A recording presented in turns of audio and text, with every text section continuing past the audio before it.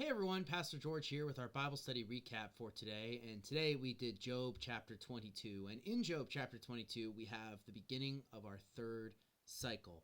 And so Eliphaz and Bildad will speak. Bildad only gets like a little paragraph, and Zophar stays out this time.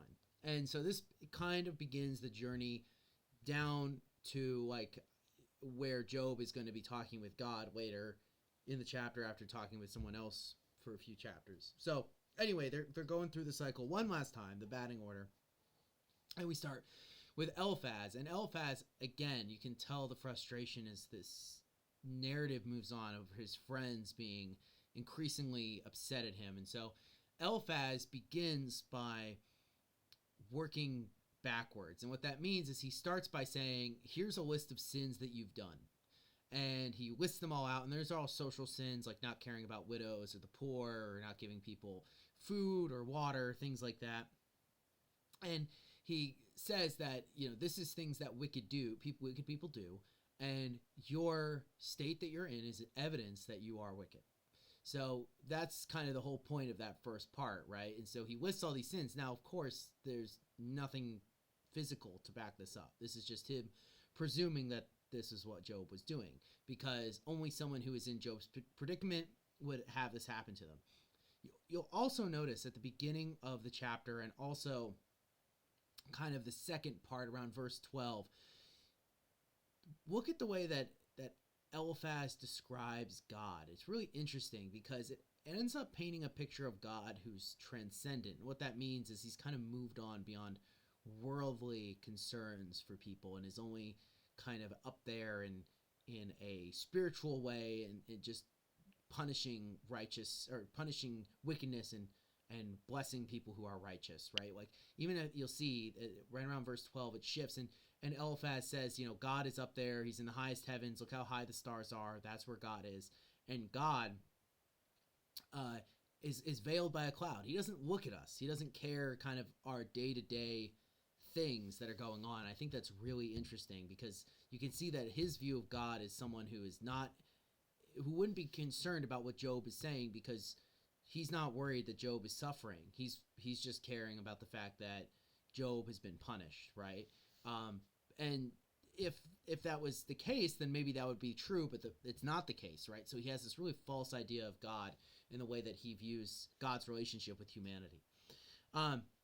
And so he then responds to what Job said earlier about how the wicked do prosper, right? He comes and he says, no, they don't, right? They might for a time, but God will come and punish them and bring justice upon them, and the innocent and the righteous will rejoice over that. And then we had a really good conversation about what that looks like, because, like, can we rejoice over people who are being punished?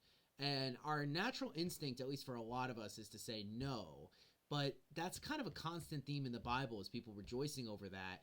And you see it in Revelation, you see it in the other parts of the New Testament with like the parables of Jesus. You see the Old Testament, obviously with Job, but also in the Psalms. And so it's like, how do we think about this? And I think the idea here is that we really need to rethink the way that we view sin, and also the way that God punishes sin, and that we should be wanting God to punish sin. And it's kind of hard for us to do, but we also need to be very humble when we do these types of things, knowing that we deserve to be punished as well, but God doesn't do that. So, because he's merciful through the cross. And so it was just an interesting conversation that we had about that. So that's something to kind of think about. And lastly, we move into the last part of this, which is where Eliphaz gives Job a prescription, right? Here's your problem. Here's how you're going to take care of it. You're going to repent, and you're going to give up everything, and you're going to pray to God, and he will forgive you. The interesting thing there is to look at that last verse, verse 30, because the first part of that is something that Christians can really vibe with, and it's something we believe, and it's actually not a natural thing to think that, but because it says God will even forgive those who are unrighteous, or whatever your translation might say, and then it has a comma, right? And that's absolutely something that we as Christians believe, and that the Hebrew Bible says, the Old Testament says, right? It constantly hits this point that God forgives people who are wicked if they turn to him, and that's great, right? It's not that you're going to be cut off forever if you just do one bad thing. If you end up turning to God, then God will forgive you. and you repent.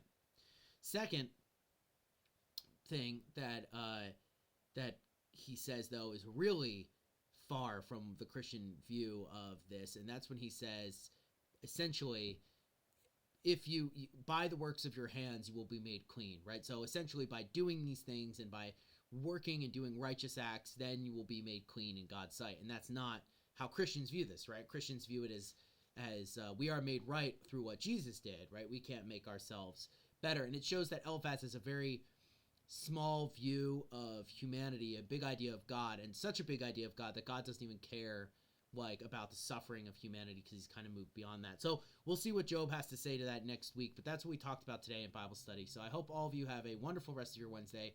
I'll see you tomorrow for the mailbag. Peace out.